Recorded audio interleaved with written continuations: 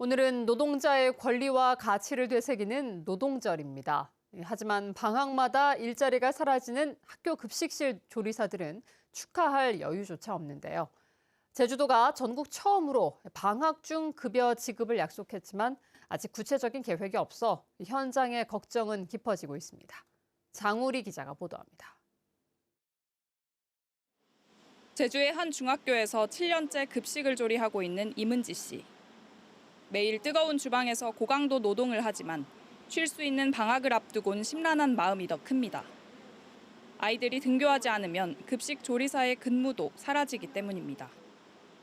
저처럼 생계를 유지해야 되는 가정은 아무래도 부담이 크죠. 겸업도 되지 않고, 근데 방학 중에 겨울방학, 여름방학 치면 3개월, 1년에 3개월은 급여가 없는 편이에요. 교육공무직 신분이기에 다른 일자리를 구하는 것도 제한적입니다. 그나마 겨울철에는 한두 달씩 감귤 따기 같은 일용직 일자리로 어려움을 이겨내는 동료들이 많습니다. 평소 업무 강도도 높은데 고용 형태마저 불안정한 탓에 제주도 급식 노동자의 결혼율은 10%, 전국 평균인 4%보다 2배 이상 높습니다.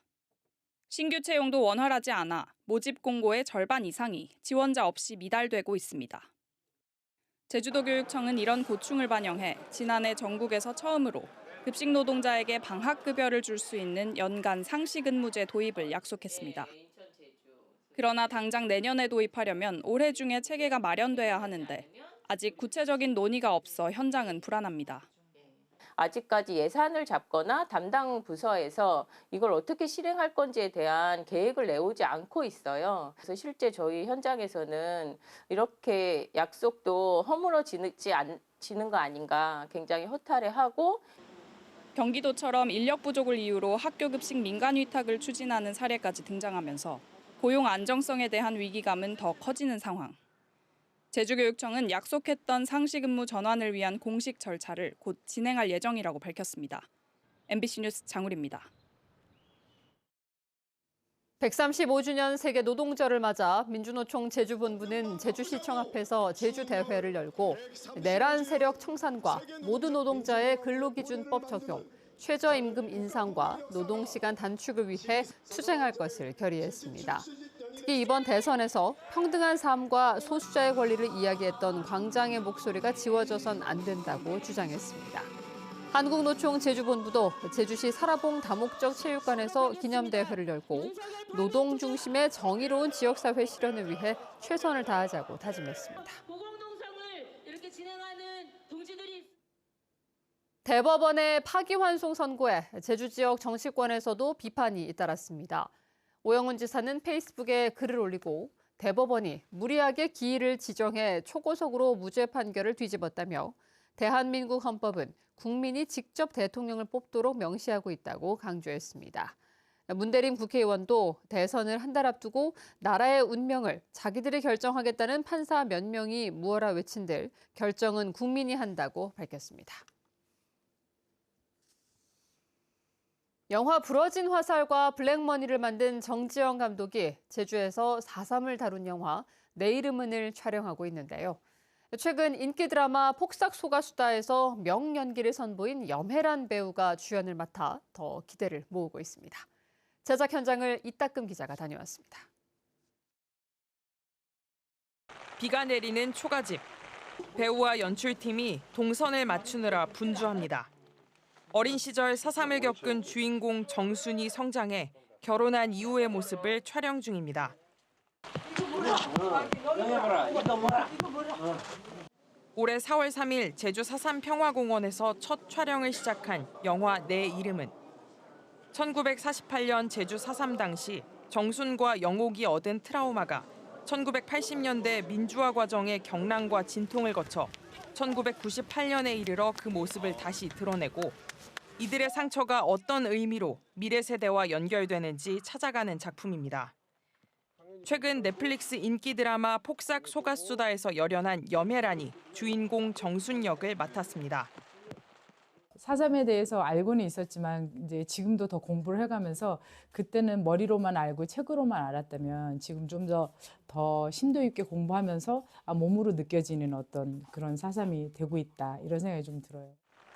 영화는 4.3의 폭력과 학교 폭력을 교차해 보여주며 폭력이 남긴 트라우마의 극복과 화해는 어떻게 모색되어야 하는지 묻습니다.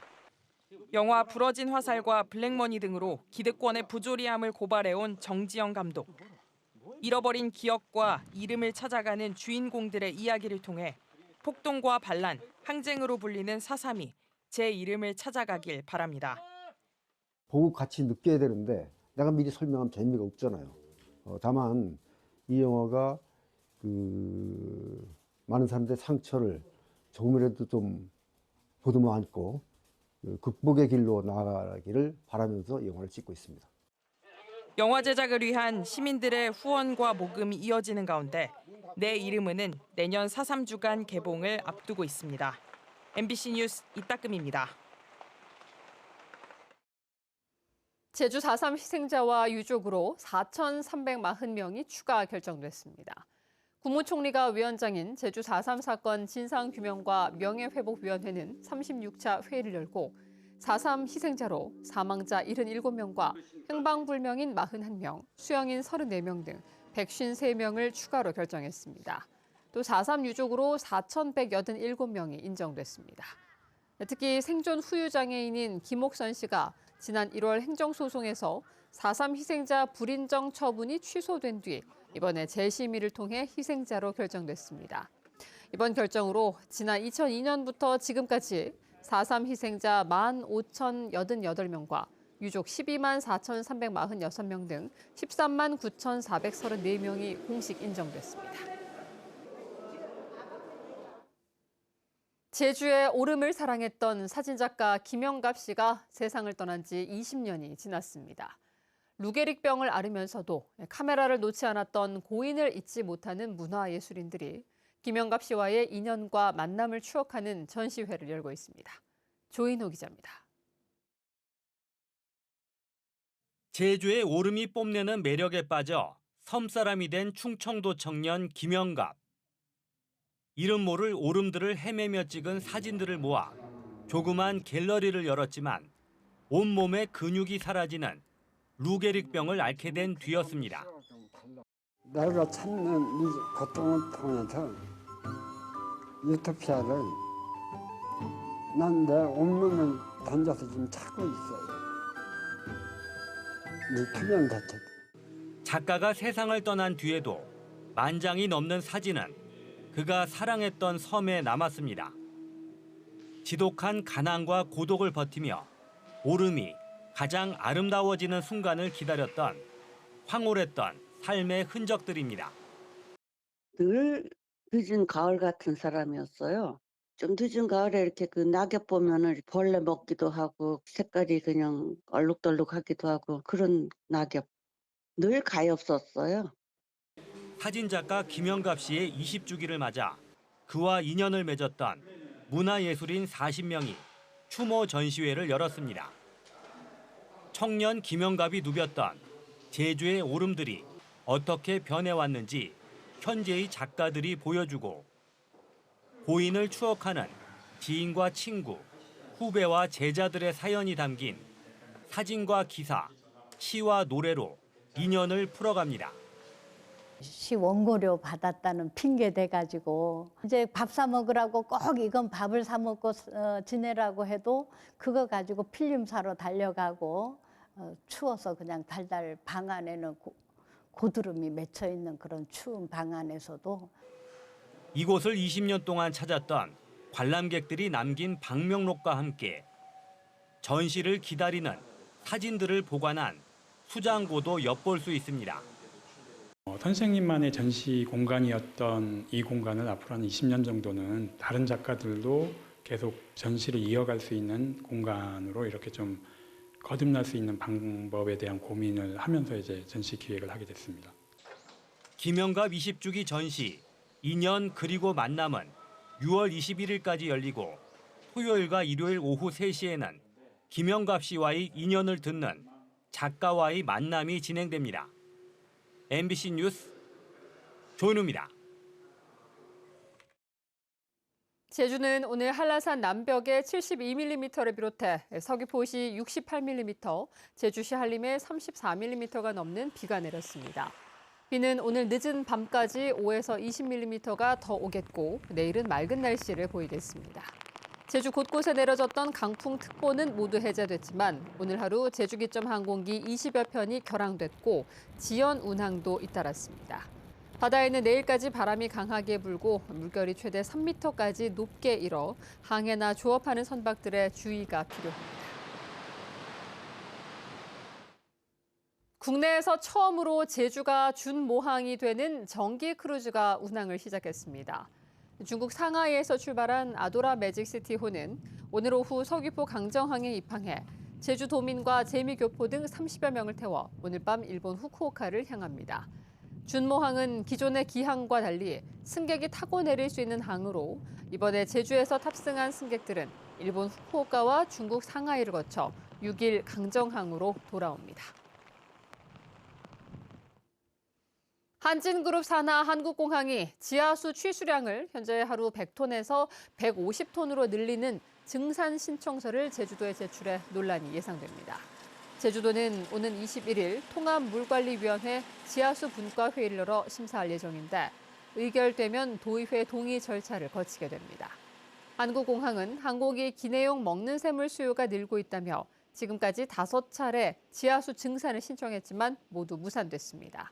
한편 지난 2월 대한항공 대표이사가 오영훈 지사를 찾아 항공편 확대 등에 적극 동참하겠다는 뜻을 밝힌 이후 시민단체는 제주도가 지하수 증산 요청을 수용하는 방향으로 선회했을 것이라는 사전 교감서를 제기했습니다.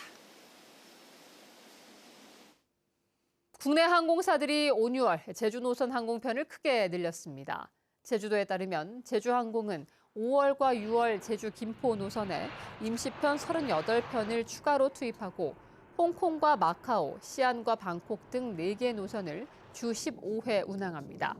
아시아나항공은 5월에 제주 기점 14편을 추가 투입하고 이스타항공은 12편, 티웨이 항공도 청주 제주 노선에 매일 2편씩 추가 운행하기로 했습니다. 한라산 정상 부근에 있는 유무남질 모래밭지대가 천연기념물로 지정됩니다. 국가유산청은 오늘 한라산 모세왓 유무남질 강력암 지대를 천연기념물로 지정할 계획이라고 예고했습니다. 한라산 백록담 외곽 기준으로 약 2.3km 구간에 걸쳐 있는 이곳은 규소 함량이 높은 유무남질 암석 조각들이 넓게 분포하고 있는데 모세왓은 제주어로 모래와 밭을 합친 말입니다. 국가유산청은 한라산 고지대에 화산 퇴적층이 쌓인 순서를 알게 하는 열쇠층으로 지질학적 가치가 높다고 설명했습니다. 4월 종료 예정이던 코로나19 예방접종이 다음 달 말까지 연장됩니다. 제주도는 65세 이상과 생후 6개월 이상 면역 저하자, 감염 취약시설 입소자 등 접종률이 고위험군의 접종률이 48%에 그침에 따라 백신 미접종 고위험군의 접종 참여를 당부했습니다. 또 최근 3년간 감염 양상에 따르면 겨울뿐 아니라 여름에도 재유행 가능성이 높고 백신 접종 후 면역 형성까지 4주가 걸린다며 가급적 이달 안에 접종할 것을 권고했습니다. 제주도가 친환경 이동수단 보급 확대를 위해 올해 전기 오토바이 보급 목표를 775대로 잡고 상반기에 350대를 우선 보급합니다. 신청 기간은 7월 31일까지인데 최대 140만 원에서 300만 원까지 지원하고 장애인과 차상위 계층, 농업인 등은 국비 추가 보조금 20%를, 배달 목적 구매의 경우 10%를 추가로 지원합니다. 또 올해부터는 신생아 출산 가정을 지원 대상에 포함합니다. 뉴스데스크 제주였습니다. 고맙습니다.